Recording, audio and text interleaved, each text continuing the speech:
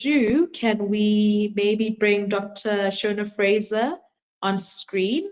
We've had her before, so if you attended a webinar of ours a couple of months back, we had Dr. Shona Fraser who spoke about the nervous system and mental health.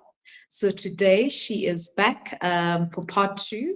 We received a lot of feedback from you that you wanted to hear more and more. And for her to actually break it down a bit around how does the mind and how does the body affect us. So over to you, Dr. Shona Fraser. Are you there on the screen? Good evening. Thank you so much for joining us. Hi, Batetshi. Thank you so much, and thank you for such a warm welcome. I'm really excited to be here, and I think in the last webinar we did touch a little bit on the brain-gut axis, and I had said then, we could have a whole webinar on this, and now we're going to. So that's wonderful. So thank you for having me. And thank you for coming back and graciously donating your time to us. So, like I said, let me hand it over to you. I will also be a student today, like many of our attendees. So I'm very, very excited to learn from you. Thanks, B. Okay, so today we are going to focus on this fascinating connection of the brain-gut axis. It's an area of research that has absolutely transformed how we think about health, and it's become very popular and seminal in the literature. So importantly, the brain and the gut talk to each other constantly. So there's this bi-directional dialogue that's happening all the time between our brain and our gut. And this affects not only how we think about digestion, but it also has a profound impact on mood, mental health, and conditions that most of us experience or know people that are experiencing, things like anxiety and depression. And we're going to speak a lot more about different psychological and neurological impact of this brain-gut axis. So why does this matter? And I think that's an important question to ask at the beginning, because understanding the brain-gut axis helps us to make sense of how stress and how our mental health can affect digestion and how certain bacteria might influence our mood as well. So again, kind of thinking about that bidirectional relationship. And then also just about how our daily habits can shape this relationship. So it can help us better understand conditions that a lot of people do experience. And I think one of the main ones that we hear a lot about is irritable bowel syndrome, which involves both the gut and the brain. And so we'll go into these in a lot more detail throughout the talk. But in today's webinar, we're going to dive into how the communication between the brain and the gut work, the role of the gut microbiota, and how our mental and emotional states are intrinsically tied into gut health. We're also going to have a look at some practical ways that this knowledge can be applied in healthcare, but also in our everyday lives as well. So I think all of us would have had that experience of, I followed my gut with this decision, or this experience was absolutely gut-wrenching for me, or I just have a gut feeling that I should or shouldn't do something. So this is effectively the brain-gut axis. This is the communication between the brain and the gut. Evolutionarily, our brain and our digestive system have adapted together in order to help us survive. So we've needed this close contact and this close communication between them in order for us to take in kind of the food that we need to eat and get the nutrients that we need in order to continue to survive. And then obviously now that link that we have more recently with mood and mental health. So there's a number of channels that connect our brain-gut axis. So these involve the nervous system, so the neurons. It involves our endocrine system, which is hormones, and also our immune system, very importantly. And again, just to emphasize that this whole relationship is entirely bidirectional. And I'm going to repeat that very often over the course of the next 40 or so minutes. So ideally, we want for our gastrointestinal system to be in a state of homeostasis. And what that means is that we need for everything happening in that communication to be in a state of balance in order for things to work effectively. So when we talk about gut health, particularly, we're referring to the balance of the microorganisms that live in our digestive tract. And we need to maintain the right balance of these microorganisms in order to be physically and mentally healthy, and also to build our immune systems and to be able to prevent against disease and infection. So microbial balance, which is also known as gut microbiota balance or microbiome balance, describes the state in which the microorganisms living in the gut exist in a harmonious relationship, and this supports overall health. So these microorganisms are mostly bacteria, and then there's also some fungi and some archaea, but predominantly we're speaking about, when we're thinking about microorganisms, when we're thinking about microbiota, effectively what we're talking about is the range and the diversity of bacteria that live in our gut. So in a balanced microbiome, or in a balanced kind of gut environment, there's these beneficial microorganisms that then outnumber harmful ones. So that allows us to have optimal gut function and contributes to various aspects of our well-being, which we're going to dive into in more detail tonight. And we want a range and a diversity of microorganisms. So we want a wide variety of bacterial species to be living in our gut, because each of these perform different functions. So the more diversity that we have, the more functions are being performed by all of these different bacteria. And a greater gut diversity generally correlates with better resilience to illness, improved digestive systems, and much stronger immune health as well. We also want a dominance of beneficial bacteria, which play a crucial role in digestion, nutrient absorption, and immune modulation. And in a balanced gut, these bacteria will then outcompete the harmful bacteria, so the pathogenic bacteria. So the purpose of having our brain and our gut connected and having some kind of communication between the two is multifaceted. So it facilitates this communication between our gastrointestinal tract and our brain. And this allows us to regulate digestion. So this includes then a release of enzymes, a release of gastric acid, and movement of food through the intestines, which is known as gut motility. So we're also going to speak quite a bit tonight about gut motility, because how the food moves through our intestines and our colon is very important for things like nutrient absorption, why it matters what we eat, and then how those nutrients are kind of processed in our guts, and then what that means for the rest of our body. It also has a massive influence on mental health. So there's a production of neurotransmitters that happens in the gut, and actually up to 90% of serotonin is produced in the gut. And we know serotonin as being kind of a happiness hormone, so it impacts on our mood, it decreases things like anxiety and depression, and it's largely responsible for a huge part of our mental well-being, and predominantly produced in our stomachs. It also modulates our immune function. So the gut houses a significant portion of our immune system, and this axis regulates immune responses in the gut, which then impacts upon inflammation. And in the previous webinar, we did speak a bit about inflammation. I'm going to speak a lot more about it tonight, because inflammation in our bodies, wherever it might be, is sort of a prodromal feature of different kinds of diseases and illnesses. So we want for those inflammation markers to be as low as possible, which we can really regulate a lot with our diet. It also helps to regulate immune balance and then the defense against those harmful pathogens. Our brain-gut axis is also responsible for responding to stress. And this is actually a really interesting part, which we're going to speak about in great more detail. But our brain influences our gut motility. It also influences our sensitivity to different foods and different chemicals that we're ingesting, and then also the secretion. And so that's where we start to see these really profound links between gastrointestinal illnesses like irritable bowel syndrome and things like anxiety, where those are very, very linked with one another. The purpose of having this communication system as well is to maintain our overall health. So a healthy gut microbiome, so a healthy gut with a whole lot of diverse bacteria and healthy bacteria over pathogenic bacteria, influence the brain health and mental well-being of the individual, that then also affects gut function.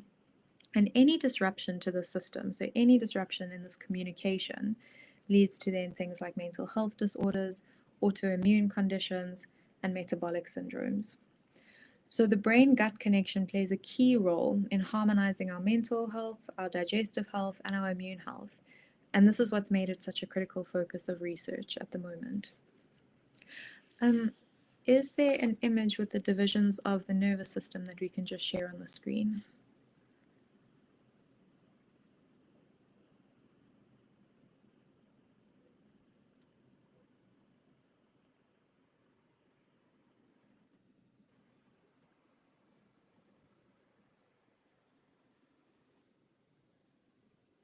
Okay, so that's fine. I'm going to then just speak through a little bit of a summary of our nervous system. So the main thing that's important to understand is that our nervous system is divided into two main parts. The first part is our central nervous system. So that is our brain and our spinal cord. So when we're talking about the central nervous system, we're predominantly speaking about those two systems. And then we've got our peripheral nervous system. And this is where all of our neurons are kind of, branching out into different parts of our bodies and sending information and signals and everything to different parts of the body. And the peripheral nervous system has a number of different sort of areas, but the one area that we're going to focus on tonight is the autonomic nervous system. And so what this is, it's everything that kind of regulates our physiological functions. So the autonomic nervous system is responsible for things like regulating our heart rate, regulating our respiration, regulating our digestion, important for tonight's topic, but all of these sort of physiological processes that happen outside of our awareness that are crucial for health. And the autonomic nervous system is then broadly divided into two parts. We've got our sympathetic nervous system, which we know currently, it's spoken a lot about as our fight or flight system. And then we have our parasympathetic nervous system, which is our rest and digest system. Okay, so when we are in a state of defense or when there is a threat in our environment, so this threat can be real or it can be perceived, and that's important. So if we experience something as stressful, or if there's an actual threat in our environment, our nervous system responds in the same way. It doesn't differentiate. So if we're perceiving something as stressful, that sympathetic nervous system is going to activate. And what it does is that it wants us to either fight the situation or to remove ourselves from the situation. And so it's almost like our survival mode is how we can understand that. And so this sympathetic nervous system has a profound impact on our gut health and on our digestive function. So if we think about a situation where we are in a survival mode, where something's happening in the environment and now we need to either fight or flight our way out of the situation, digestion at that point is not a priority. What's a priority is to mobilize the body, to mobilize the system to get away or to engage. And so digestion slows down. All of the blood is directed away from our digestive tract to our muscles and organs, which then prepare us for action. And this means then we have slower gut motility. So the food in our system actually moves slower through our gut. And that means that we get delayed digestion. So there's a decrease in the production of stomach acid and digestive enzymes, and the breakdown of food becomes affected, and our nutrient absorption becomes affected as well. So if we think about kind of everyday stresses, if we are engaging in, eating and taking in, even nutrients in a stressed state, our body is physiologically not able to digest that effectively. So these kind of survival modes were only ever meant for immediate and short-term survival. So if there's a threat in the environment, it's just for us to respond to that threat, and then the threat goes away, and then we regulate again. But these days we live in quite high levels of chronic stress. And so there's this chronic activation of the sympathetic nervous system because of stress that then leads to things like irritable bowel syndrome, constipation, diarrhea, abdominal pain, abdominal discomfort. And so we experience those then as chronic illnesses. So when we are in these sympathetic and stress states, then our digestion is inhibited and our energy is focused elsewhere when our body is under this amount of stress. On the contrary, we have our parasympathetic nervous system, which is now the part of our nervous system that allows us to regulate, and we relaxed and we rested, and that facilitates digestion. So we know this to be the rest and digest state, and that's because rest and digesting are very, very connected. So when we are in a relaxed state, then our gut is working effectively. So our digestion then becomes enhanced by promoting the secretion of digestive enzymes and gastric acid, and this then allows for the breakdown of the food in the stomach and for the absorption of the nutrients, which then obviously also affects on the production of these neurotransmitters. So when we are in these parasympathetic or restful states, gut motility is encouraged, and that allows us then to go through the digestive process efficiently and effectively and getting everything that we need from it. It also activates the vagus nerve, which I'm going to touch on briefly just now, because the vagus nerve has also become very topical when we're thinking about stress and fight and flight and all of those kinds of systems. So effectively then, when we're in this parasympathetic state of rest and regulation, our digestion is supported, it's promoted, and then we maintain a healthy and balanced gut environment when we are in these relaxed states. If we can just move to the vagus nerve, the first image. Okay, so here, sorry, just go back one. That one, yes. So we have 12 cranial nerves that come out through our brainstem and then innervate different parts of our body. Okay, so the vagus nerve is a conduit, or it's a cranial nerve, but effectively it runs from our brainstem, and part of it goes up into our face and our head, and the other part of it innervates different parts of our body. So we can go to the next image for the vagus nerve.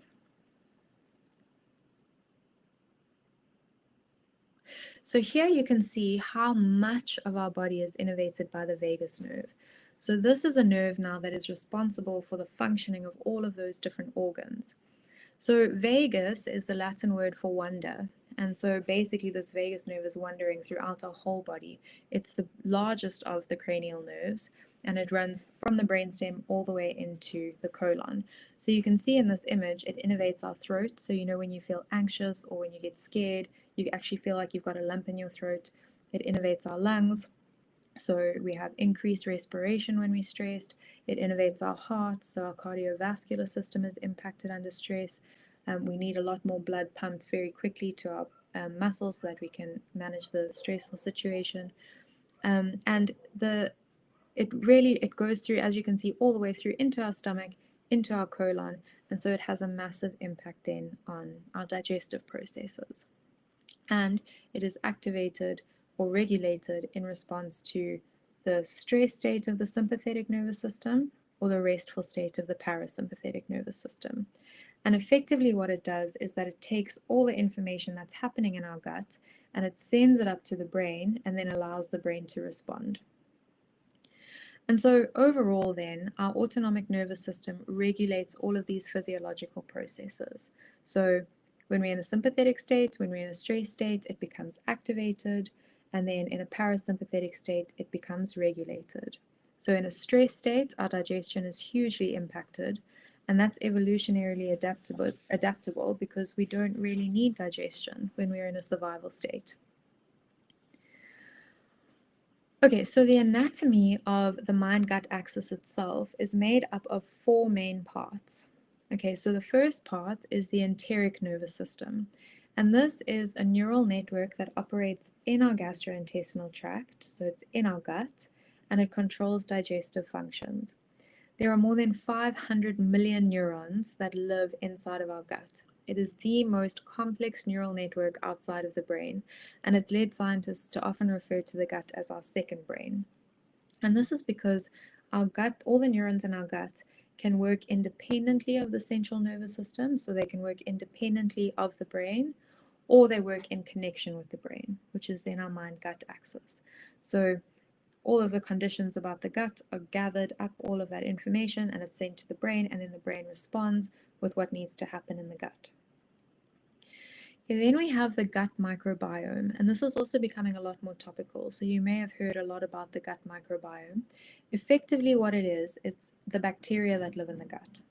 So these are the bacteria that produce the neurotransmitters that then convey these messages between the gut and the brain. And so like all of the chemicals that basically affect our brain through the bloodstream. And then in turn, the brain affects the gut and the gut microbiome by influencing the environment that that bacteria is living in. And so this is when we also see a lot of functional gastrointestinal disorders.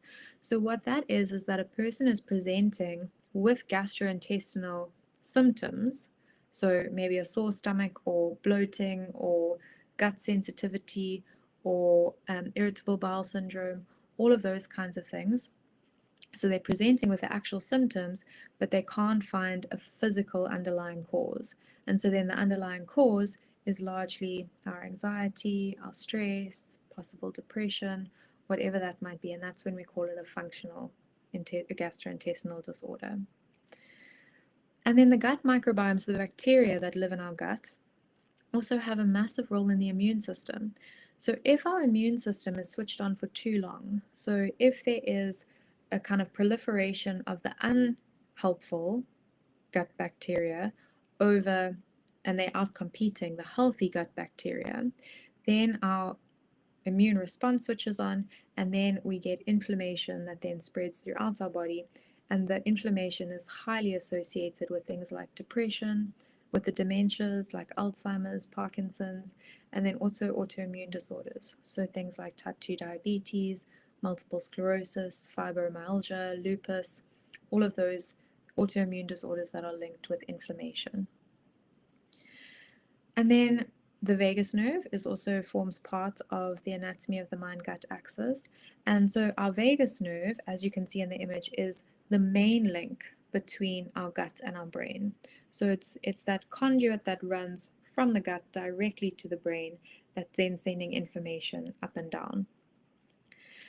It also mediates reflexes that operate in the gut into changing conditions. So if we take in food, then the vagus nerve will let the brain know that now this is the food that's in our gut, what do we do with it, and vice versa from the brain. And this is also involved in the activation of our stress response. So I'm going to speak a bit more to that just now, but the vagus nerve is really, like we said just now, kind of that regulatory connection between our sympathetic stress nervous system and our parasympathetic rest and digest nervous system that then allows the digestive system to work effectively. And then finally, the neurotransmitters that are produced in the gut. So serotonin is a huge one, and so we know serotonin to be around happiness, and that there's such a massive production of serotonin in the gut that it has a direct link on our mood and on our mental health. Another neurotransmitter that is produced in the gut is something called GABA.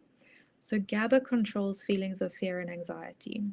So one way to treat depression and anxiety through the gut is by prescribing certain probiotics that then increase the production of GABA by increasing the bacteria that then will produce that neurotransmitter, and then that often results in the decrease of symptoms of anxiety and depression. So that's one way of kind of that enteric nervous system in our stomach being able to treat mood disorders through GABA. If we can just go back to the first image that was on the screen just now. Yeah, that one. Okay, so this is then effectively what the whole system looks like. So if we start at the top, we can see that we've got our brain and we've got our limbic system. So the limbic system is made up of the amygdala, and that's the part of the brain that processes emotion. The hippocampus, that's part of the brain that processes learning and memory. And then our hypothalamus, which is the endocrine system. So that allows for the secretion of hormones. One of which is particularly important for tonight, is cortisone. So cortisone is our stress hormone. So when we experience any kind of emotional stress, then this HPA axis, the hypothalamic pituitary adrenal axis, then releases a whole lot of cortisol into our system. And that cortisol then disrupts everything that happens between the brain and the gut. And that can cause illness, digestive issues, gastrointestinal problems, etc. So you can see there in the image, once the cortisol has been released, it goes directly into the intestinal targets in the gut. And now these intestinal targets are part of the bacteria that perform different functions. So the cortisol then starts to disrupt all of the functions that these bacteria are then doing, but it also disrupts the structural integrity of the bacteria. And so then what happens is that we get this increase of unhelpful pathogenic bacteria and a decrease of the helpful bacteria, I suppose, that really produce the neurotransmitters and that then allow for gut health. So the gut microbiome particularly is affected here because then things like serotonin and GABA are completely disrupted. And then we have a decrease in serotonin, and we have a decrease in GABA, and then the anxiety and the emotional stress and whatever else has produced the cortisol then starts to affect the digestive system, and then that has a direct impact on our brain. So if we can just go to the image with the brain at the top.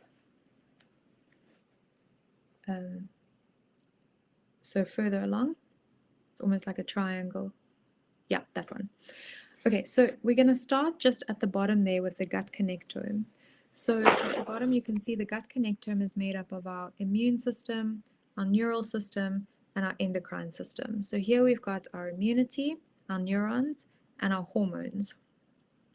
And so the gut microbiota, the bacteria in our gut, communicate directly with this connectome via different microbial metabolites. And this is quite biologically dense, so I haven't gone into it in a great deal, but just really for you to understand how the system works. But really what it does is that it communicates with these different systems and then changes and modulates the function and behavior of the bacteria. And so we've got these multiple interconnected structural networks of the central nervous system that then regulates what's happening in those physiological processes and then alter the actual composition of the gut microbiota of the bacteria in the gut, which then changes what that bacteria is able to do. And that's particularly important for mental health in terms of how the neurotransmitters are produced and then how they're able to work in that system. If we kind of start to go more towards the left going up, we've got our microbe-derived neuroactive molecules. And so what this is effectively is that the bacteria is communicating to the brain via these molecules, and these act on that vagal pathway. And so we've got literally a direct link. So when the structure and function of the bacteria changes, it goes directly to the brain, and the brain is directly impacted by any of those changes that happen in the bacteria.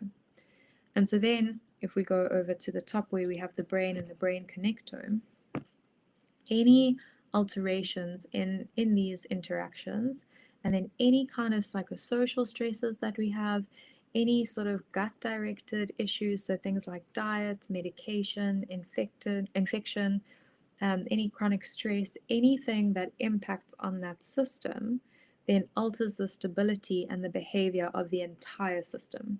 So now we've got changes to the structure and the function of the bacteria, which is then changing the levels of neurotransmitters that we are physically producing in our gut, which then changes how the brain is able to process that. But then at the same time, the brain is experiencing the anxiety, the stress, the cortisol, which then further changes the structure and the function of the bacteria. So I hope there you can see that bidirectional relationship. So all of this is happening at the same time, and there are direct links between each of these different systems that then have an absolute causative effect on one another. And there's multiple pathways here. So one of the pathways would be the hormonal pathway, and this is where things like cortisol play a huge role. So the stress-induced activation of the cortisol then impacts, so in terms of the gut, it can impact the motility, so the movement of the food along the intestines and into the colon. And the movement is important because that also means, that you might have diarrhea, it could mean that you have constipation, it also affects bloating, it affects pain in your stomach, it affects nausea, it can sometimes cause vomiting. So the motility in our gut is crucially important. So when the stress and the cortisol disrupts this, then that's when we start to see these gastrointestinal illnesses. And then we know that cortisol and stress has a massive impact on the brain. So that can affect mental health, that increases mood disorders, it increases anxiety disorders, it increases, kind of the knock-on effect of what those things can do, and the risk then that we have of other disorders. And then also it has a direct impact on the heart. So an increase in cortisol then leads to a higher risk for things like hypertension, so high blood pressure, and cardiovascular illnesses, which then have a further impact on our neural health, because we've got a whole vascular system inside of our brain, and that then, is impacted by the heart. And then another one of these pathways is our immune pathway. And so here, inflammation is the common denominator.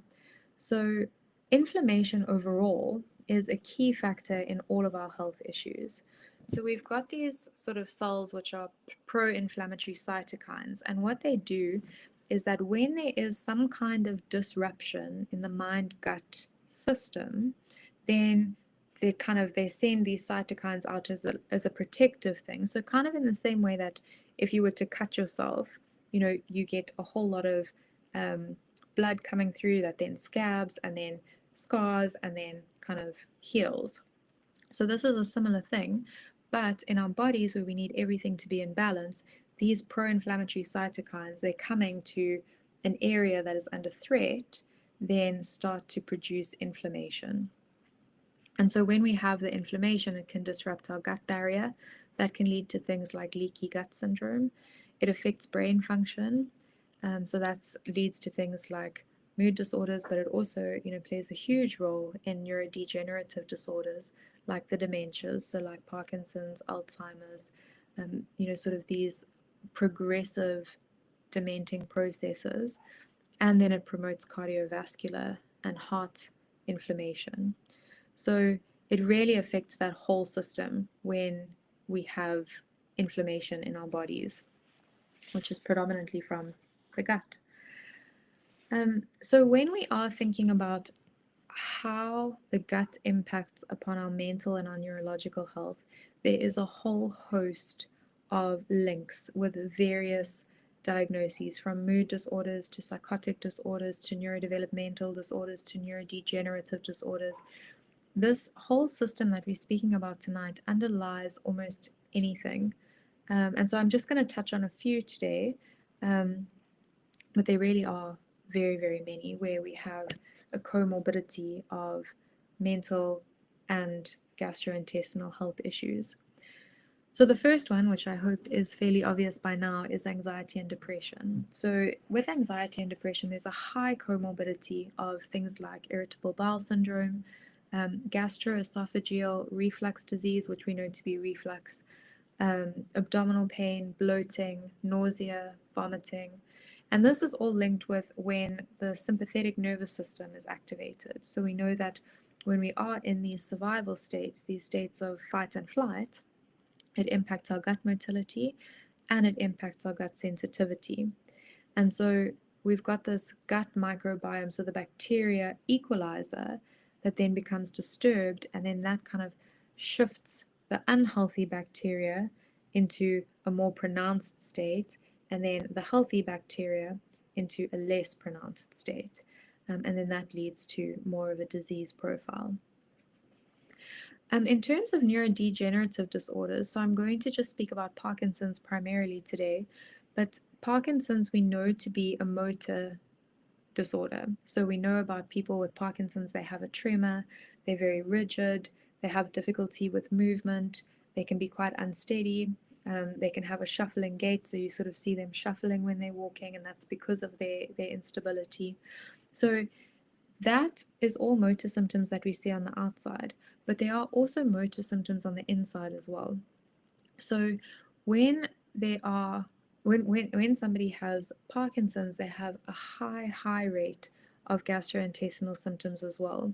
And so if we're thinking specifically about gut motility, so that movement of the food through the gut, that motor function is also disturbed in Parkinson's because it is primarily a motor disorder. And so there's this slow transit of the food. A slow transit leads to things like chronic constipation, and it affects our nutrient absorption as well. And so what they found actually is that chronic constipation in people at risk for Parkinson's can appear as early as 15 years before the actual physical motor symptoms that we see on the outside. There's also a significant comorbidity of irritable bowel syndrome, and that's also got to do with the motility that happens inside of the gut.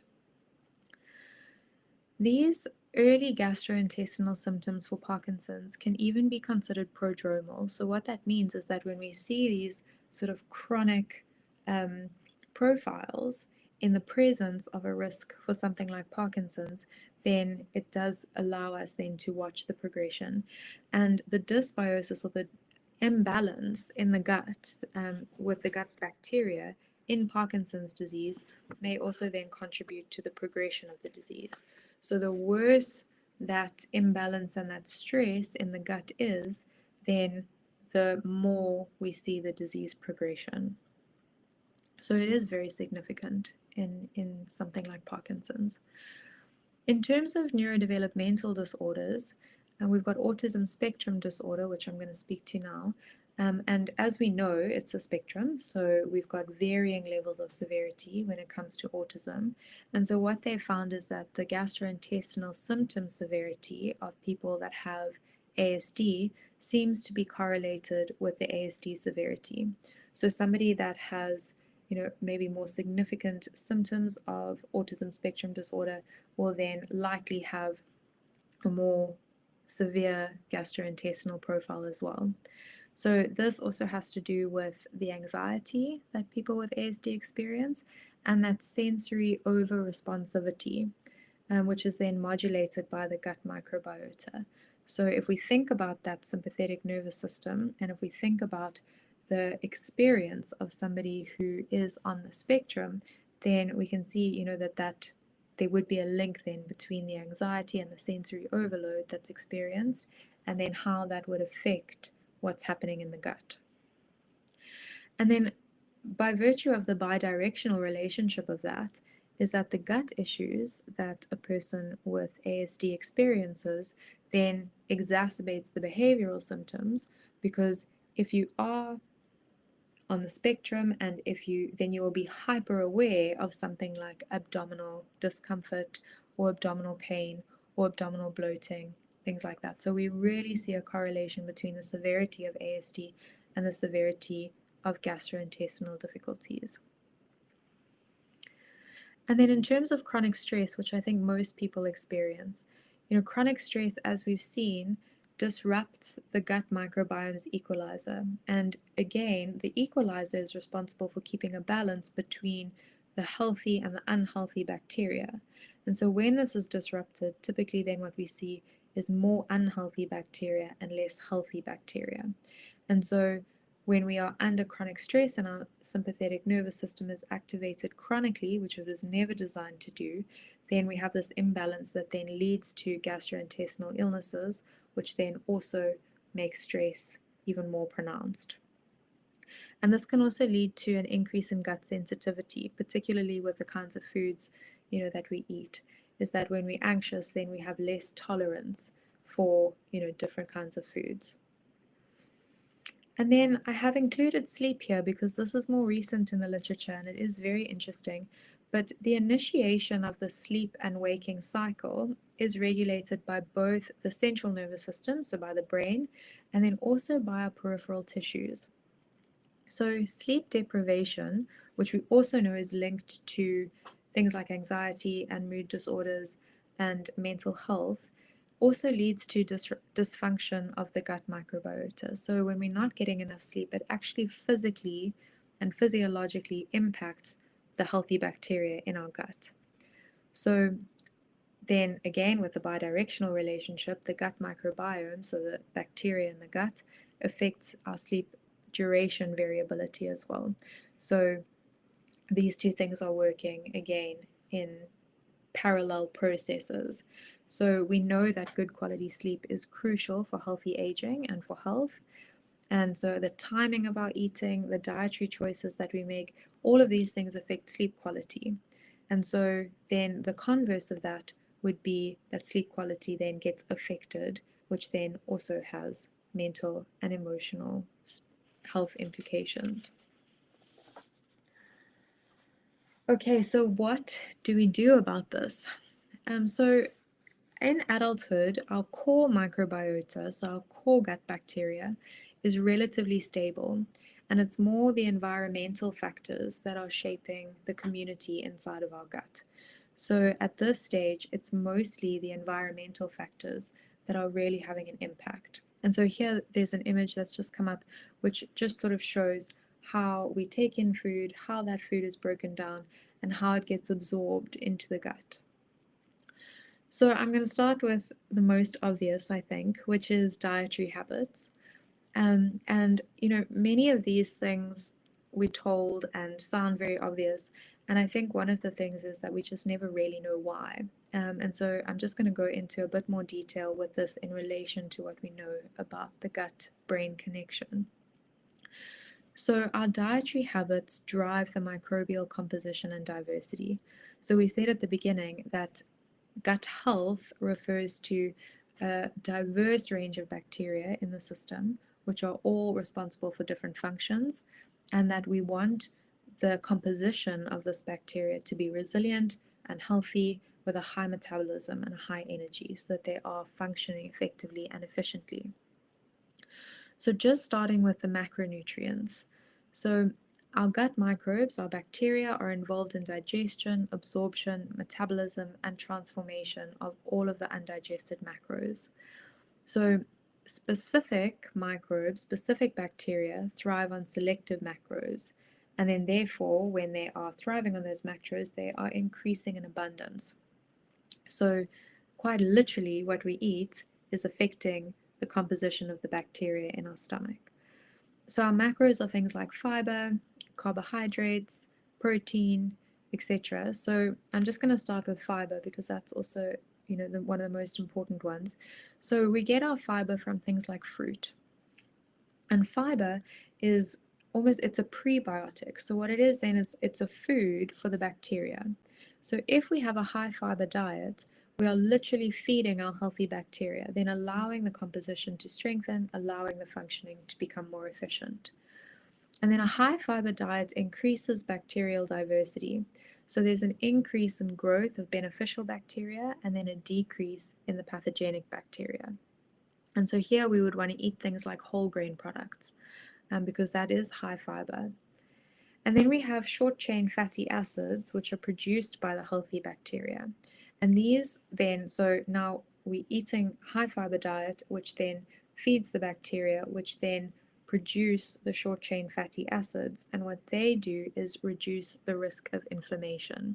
So now we're setting up an environment in our gut that is promoting diversity, so promoting a whole range of different functions, but it's also reducing our risk of inflammation and the inflammatory diseases as well. So that's our type 2 diabetes, it's obesity, it's heart health, it's all of the autoimmune disorders that we spoke about earlier, it's dementia, it's mood disorders, all of that. So we want to kind of promote those short chain fatty acids in order to help us bring down our risk of inflammation. And then another one of the macros is our healthy fats. So these exhibit a marked impact on our gut microbiota. So healthy fats also, these are things like fish oil and olive oil. They really stimulate the production of myelination, and those are kind of it's almost like the neurons in our brain. If we think about wires of an electrical cable, when a wire is insulated, then that electricity can run through the wire very efficiently and effectively. And our neurons are very similar. They are insulated by a fatty sheath known as the myelin sheath, and that allows then for the impulses in our brain to be running very efficiently and effectively, and that helps with cognition, processing speed, accessing all of the different sort of areas of cognition in real time, as we need it to be done. And so eating healthy fats then facilitates that myelination. And so it has a direct impact on our brain as well. So like I said now, things like memory is enhanced, mood, attention, cognitive function is enhanced as well. There's also a decrease in symptoms of anxiety and depression, and this is because when we have a healthy functioning gut and brain, we have an increase of our capacity to regulate stress and our sensitivity to that regulation of stress. So if we are highly anxious and highly stressed, then if we add on more stress, we're going to be highly sensitive. So when Batetshi started this evening, she spoke about end of year fatigue. So when we are in these kind of fatigued states and in these highly anxious states, then there's kind of the straw that breaks the camel's back. So when we have a healthy gut and a healthy brain, it then helps us to manage stress in terms of our physiological response to stress sensitivity, and that is how we sort of keep more in that parasympathetic regulated state. And our diet can help us to do that. Another macro is protein. So protein is actually one of the primary factors that influences the composition of the bacteria in our gut and the structure and the function of the bacteria. And what studies have shown is actually animal-based protein is more effective in doing this and in sort of promoting those healthy bacteria than plant-based proteins. All right, then we have our micronutrients, and these are our vitamins and minerals. And so these are incredibly important in the synthesis and metabolism of the neurotransmitters and the energy metabolism of the neurons. So it's one thing to have a healthy environment, for our brain and for our gut, but what we want is for those cells that are there to be functioning as well as possible. So we want them to have a fast metabolism, we want them to be doing what they need to do efficiently and effectively. And so vitamins and minerals is one of the sort of fuels of allowing this to happen. So it's very important nutrient source for our bacteria in our gut. And so, for example, vitamin D and vitamin A on the bacteria is important in the regulation of our immune function and the maintenance of our intestinal barrier function. So we want to be building our immunity with our diet and building it, with the vitamins and the minerals, and then that lowers our risk of a disease profile. But then again, we still need the entire system to be in balance, right? So if there's any deficiency or if there's any excess of any of these minerals, then we start to see this microbial imbalance, the imbalance of the healthy and the pathogenic bacteria. And we then see an increase in the proliferation and the fitness of the pathogenic bacteria. So if we're thinking about the metabolism and the fitness of the healthy bacteria, the unhealthy bacteria work exactly the same. So what we're feeding ourselves then can increase the fitness of healthy bacteria or of unhealthy bacteria, and then that affects the function of that bacteria, which then we know has these knock-on effects. So one of the things, that we experience in today's sort of dietary age is that many of the foods that we eat have been supplemented with extra iron.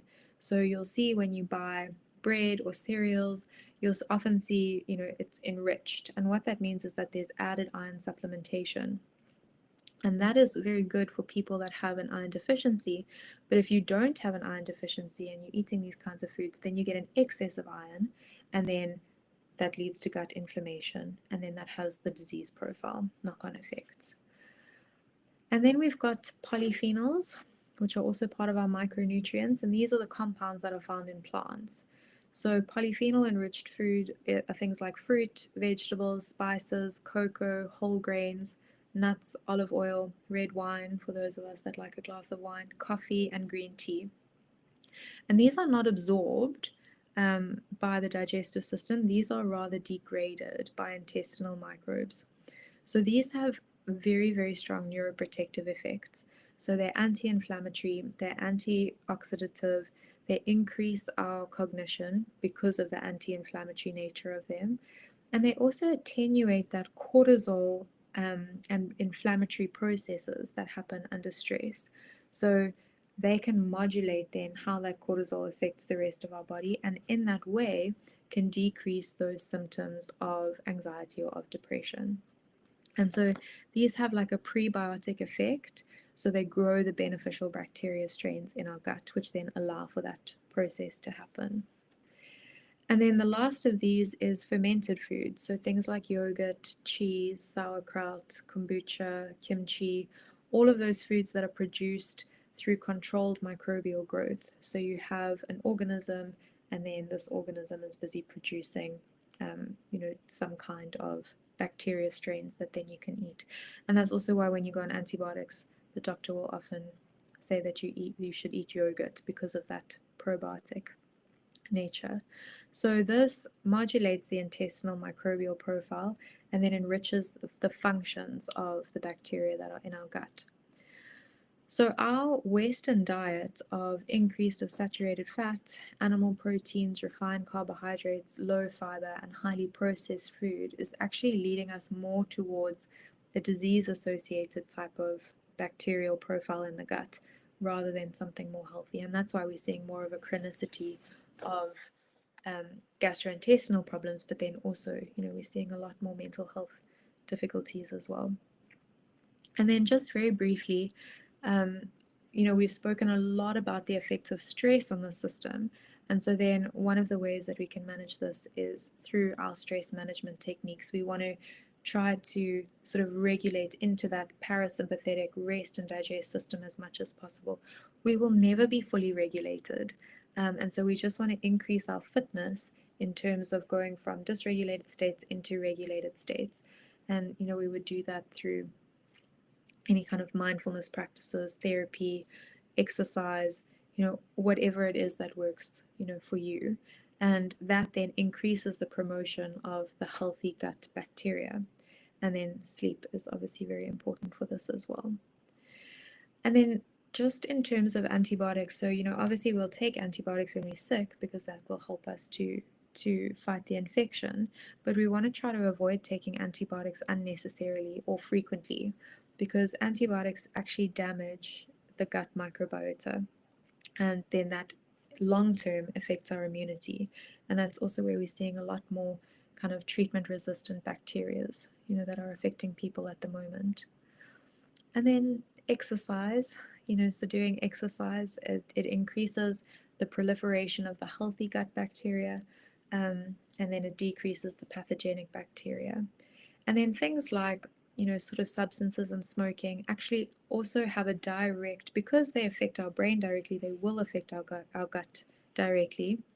And these alter the intestinal flora by increasing those unhealthy bacteria in the system and then decreasing and at times obliterating the healthy bacteria. So all of these things we know, but I suppose in some ways it's just useful to know why. Why is it important for us to eat whole grains, and why is it important for us to exercise, and why is it important for us to sleep? But actually every single one of these things has a direct impact on the brain and on our gut. And so then it facilitates that brain-gut connection. Sure. Thank you so much, Shona. This was so rich and very accessible. It made me think about a number of everyday examples. And I suppose I'm just aware about time. I won't be able to get into it a lot. But I hope that our audience was able to access and really just take the high-level insights that you're sharing. Is that our mind and body, brain and gut, they're connected. And anything we put inside of that, we need to be much more mindful of it. But what I was quite surprised about, Shona, is when you spoke about sleep and how the lack of sleep impacts the healthy sort of microbes in our body. And I've never thought of it in that way. And now it sort of just makes a lot of sense and ties everything together when we talk about why sleep is your superpower. Because there is this culture of, I only sleep 4 hours, or I don't sleep, or people have normalized minimal sleep. So I found that quite insightful. And, when you spoke about serotonin, the happy hormone, and how it's predominantly produced in the tummy, that made me think of, adults, well, children who perhaps grow up and have all those, tummy aches, mommy, I don't want to go to school, tummy aches, my tummy's sore, and they're actually in pain. Absolutely. And it is that brain-gut connection and anxiety, as you spoke about it. And then these are kids that possibly grow on to become adults who emotionally eat. So that's when the serotonin part made me think about that, where I said, So that's why, adults emotionally, they eat away their emotions, that people sort of just mindlessly eat. It's to manage some anxiety internally. So that's Absolutely. where a lot of your talk took me. But let's see if we have maybe one question. We are over time, and I'm also having lighting issues. I hope you can see me. My lights just went off. Um, but I don't know if we have any questions as we wrap up this conversation. So, Um, B, while we just waiting for that, I just want to comment on something that you just said, because when we start to understand how these systems work, so when we understand what the system is doing, then we can link it, in various ways. So absolutely, when a child is feeling anxious and doesn't want to go to school, or something's happening, or they're being bullied, or whatever it might be, that they often get tummy aches. That's exactly, and that whole system explains why that would happen. And then again, very much with eating disorders, emotional eating, how that then impacts upon our emotional sort of capacity and functioning, and what it does to our anxiety, and then our disease profiles as well. So when we understand how these systems work, then we can extrapolate that and really understand these different aspects of the human condition. that it's not just, an old adage of eat right and exercise. There's actually, that's very simplified. When your GP said, Yeah, eat a absolutely. Yeah. healthy, a balanced diet, it's a simplified way of saying there's so many other processes in the background that we can't get into, but have a have a healthy, balanced diet. Yeah, and also And that I think, as we sort of understanding the mind-gut axis more, we are able to research it much more. So I think in the past, perhaps, I mean, even the stuff on sleep, the literature on sleep, it's coming out currently, it's incredibly, current.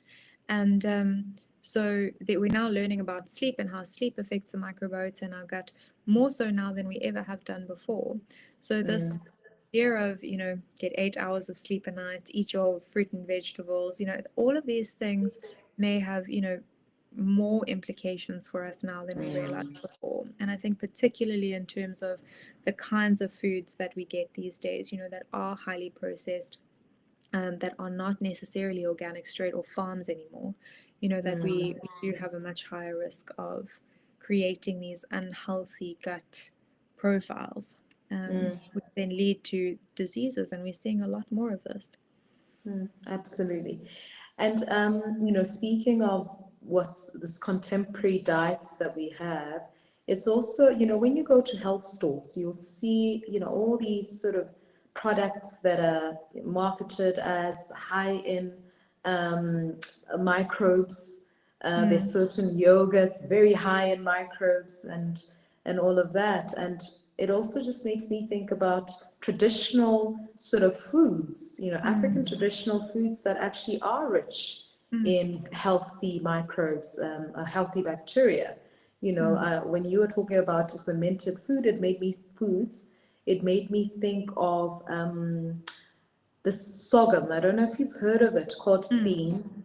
It's called theme, and they ferment the porridge for a Yes. couple of days under natural light, and then we eat it, and it's absolutely delicious. Same as is it's called sour milk. I think that's what it's called. Same as that. It's really naturally fermented foods like that, which we can access.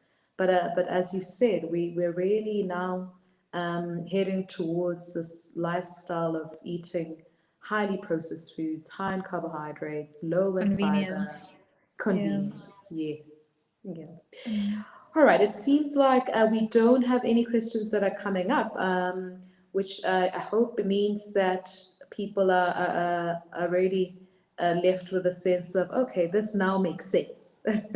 All of this now makes sense. So thank you so much, Shona, for your time and for your expertise and for breaking this down for us in such an accessible way. We're really grateful for it. And I suppose this will be the end of our conversation for tonight. Thank you for having me.